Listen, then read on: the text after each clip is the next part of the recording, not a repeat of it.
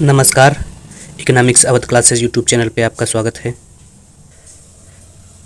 आज की इस क्लास में हम लोग कुछ बहुविकल्पी प्रश्नों को सॉल्व करेंगे। यह प्रश्न आगामी शिक्षक भर्ती परीक्षा जैसे TGT, PGT, NET, JRF, KBS, NVS, GSC, LT, RPSC, first grade, second grade exam, BPSC exam आदि परीक्षाओं के लिए महत्वपूर्ण है तथा रिवीजन की दृष्टि से भी यह प्रश्न महत्वपूर्ण है। तो क्लास स्टार्ट करते हैं और देखते हैं आज की क्लास में क्या क्या प्रश्न हैं। 1 नंबर प्रश्न है, आज के यह जो प्रश्न हैं यह बेस्ट अर्थशास्त्र से लिए गए हैं। 1 नंबर प्रश्न है, यदि किसी वस्तु की कीमत बढ़ने के फलस्वरूप उस वस्तु की मांग में कोई परिवर्तन नहीं होता है तब उसकी मांग, कीमत बढ़ने से उसकी मांग में अगर किसी प्रकार का परिवर्तन, यदि किसी वस्तु की कीमत बढ़ने के फलस्वरूप उस वस्तु की मांग में कोई परिवर्तन नहीं होता है तब उसकी मांग होगी। तो उसकी मांग कैसी होगी? पूर्णतः बेलोचदार होगी। कीमत बढ़ने से किसी वस्तु की मांग में जब परिवर्तन नहीं होता, जैसे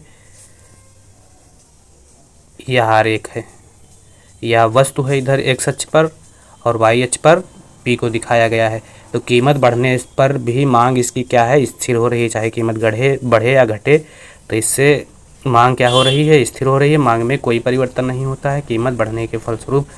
तो ऐसी स्थिति में मांग जो होती है वह पूर्णतः बेलोचदार होती है और पूर्णतः बेलोचदार मांग की लोच जो है वह जीरो होती है। तो ऐसी स्थिति में ए आंसर सही है। बाकी एक मांग होती है पूर्णतः लोचदार, तो पूर्णतः लोचदार मांग में स्थिर कीमत पर वस्तु की मांग मात्रा घटती या बढ़ती रहती है। तो इसकी अनंत जो है, इसकी लोच जो है वह अनंत होती है पूर्णतः लोचदार मांग वक्र की। तो सही आंसर ए है। अगला 2 नंबर प्रश्न है, वस्तु की कीमत में वृद्धि से बेलोच मांग की स्थिति में उपभोक्ता का कुल व्यय पर क्या प्रभाव पड़ेगा? वस्तु की कीमत में वृद्धि से बेलोच मांग की स्थिति में उपभोक्ता का कुल व्यय जो है वह बढ़ेगा। डी सही है। अगला है, ज्यामितीय विधि से मांग की लोच का सूत्र। तो ज्यामितीय विधि से मांग की लोच का सूत्र होता है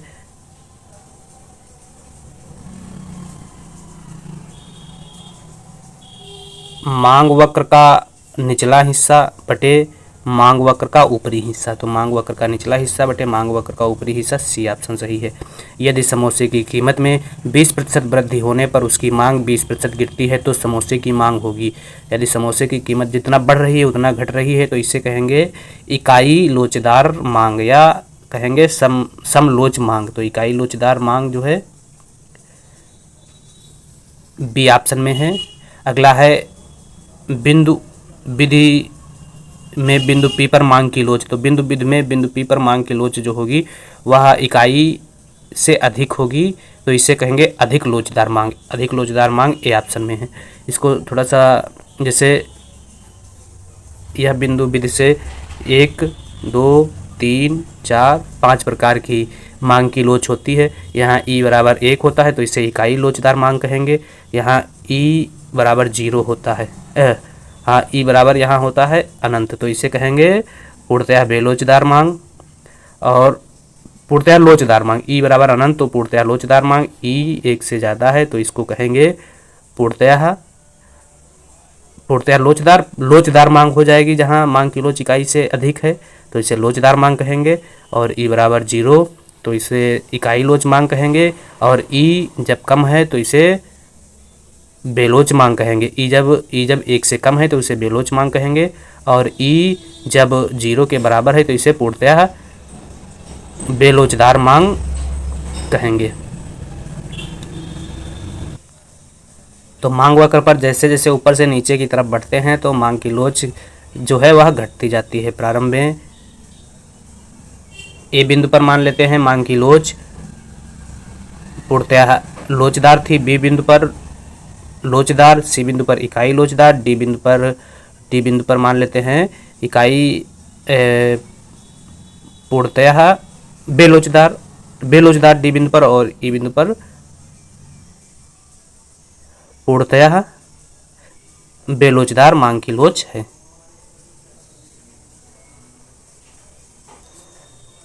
पूर्णतः बेलोचदार मांग पर मांग की लोच जो है वह 0 के बराबर होती है और लोचदार मांग पर मांग की लोच इकाई से कम होती है। अगला क्वेश्चन है, 6 नंबर, निम्न में से पूर्ति को कौन सा तत्व प्रभावित करता है? तो पूर्ति को प्रभावित करने वाले तत्वों में वस्तु की कीमतें, प्रौद्योगिकी परिवर्तन, साधनों की कीमतें, उपयुक्त सभी। तो उपयुक्त सभी हो जाएंगे। अगला है वस्तु की कीमत और उसकी पूर्ति के मध्य संबंध होता है। तो वस्तु की कीमत और उसकी पूर्ति के मध्य जो संबंध होता है वह प्रत्यक्ष तथा धनात्मक होता है। अगला है एक सामान्य वस्तु की पूर्ति वक्र का ढाल। तो सामान्य वस्तु की पूर्ति वक्र का ढाल जो है वह धनात्मक होता है यदि एक उत्पादक किसी निश्चित समयावधि में कुल 200 इकाई उत्पादन करता है और यदि 180 इकाई बिक्री है तो बाजार में उपलब्ध करवाता है तो बाजार में उसकी पूर्ति होगी। तो जो उपलब्ध कराता है वही बाजार में उसकी पूर्ति हो जाएगी। सी सही है। अगला, निम्न में से कौन सा कारक पूर्ति वक्र में परिवर्तन के लिए उत्तरदायी है? तो पूर्ति वक्र में परिवर्तन के लिए जो उत्तरदायी कारक है वह नहीं पूछा है, तो वह है वस्तु की कीमत है। अगला है उत्पादन फलन कौन से दो चरों के मध्य संबंध बताता है? तो उत्पादन फलन आगत निर्गत के मध्य तकनीकी संबंध की बात करता है। 11 बी सही है। अगला 12 नंबर प्रश्न है उत्पादन फलन साधनों व उत्पादन के कौन से संबंध को व्यक्त करता है? उत्पादन फलन साधनों व उत्पादन के मात्रात्मक फलन को व्यक्त करता है। ए, समय के आधार पर उत्पादन फलन होते हैं। तो समय के आधार पर उत्पादन फलन अल्पकालीन एवं दीर्घकालीन दो प्रकार के होते हैं। अल्पकालीन उत्पादन फलन को परिवर्तनशील अनुपातों का नियम एवं दीर्घकालीन उत्पादन फलन को पैमाने का प्रतिफल कहा जाता है। घटता हुआ सीमांत उत्पादन नियम शब्द का प्रयोग किसने नहीं किया? तो घटता हुआ सीमांत उत्पादन नियम का प्रयोग जो है चैम्बरलिन द्वारा नहीं किया गया था। ह्रासमान उत्पादन के स्थान पर उत्पादन के साधनों की विभाज्यता व परिवर्तन अनुपातों के प्रतिफल के नियम के मध्य विरोधाभास का उल्लेख किसने किया?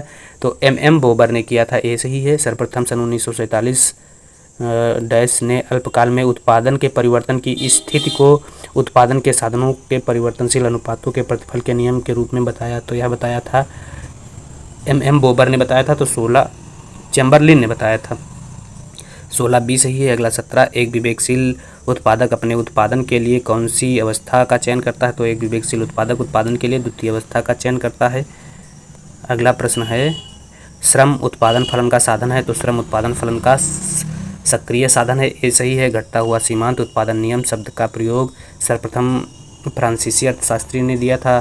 तो यह दिया था टुरगेट ने। सी सही है। उत्पादन के साधन है। तो उत्पादन के साधनों में श्रम, पूंजी, साहस, पूंजी एवं तकनीक सभी को शामिल किया जाता है। डी सही है। अगला है अल्पकाल में उत्पादन का परिवर्तनशील साधन कौन सा है? तो अल्पकाल में उत्पादन का परिवर्तनशील साधन जो है वह है श्रम। अगला, जिस बिंदु पर कुल उत्पादन अधिकतम होता है सीमांत उत्पादन होगा। तो जिस बिंदु पर कुल उत्पादन अधिकतम होगा उस बिंदु पर सीमांत उत्पादन जो है वह शून्य होगा। सी सही है। कौन सा वक्र यू आकार का नहीं होता है? तो एएफसी वक्र यू आकार का नहीं होता है। एएफसी वक्र यू आकार का नहीं होता है। एएफसी वक्र आयताकार अतिपरवलय होता है जो उत्पादन बढ़ने के साथ साथ क्या बताता है कि लागत में कमी आती है। यह उत्पादन है एक्स अक्ष पर और वाई अक्ष पर लागत है जो बताता है कि उत्पादन जैसे जैसे बढ़ता है लागत में कमी आती है। तो एएफसी वक्र जो है वह यू आकार का नहीं होता, आयताकार अतिपरवलय होता है। बी सही है। कौन सा वक्र लिफाफा वक्र की तरह है? तो लिफाफा वक्र की तरह जो है वह एलएसी है। एलएसी सी ऑप्शन में दिया गया है। यदि कुल लागत 20 है और वस्तु की उत्पादन मात्रा कुल लागत 200 है और वस्तु की उत्पादन मात्रा 20 इकाई है तो औसत लागत होगी। तो औसत लागत निकालने के लिए एवरेज कास्ट बराबर होता है टोटल कास्ट या कुल लागत बटे उत्पादन की मात्रा क्यू। तो हो जाएगा 200 बटे 20 तो आ जाएगा 10 आंसर आ जाएगा। 10 ए में सही है।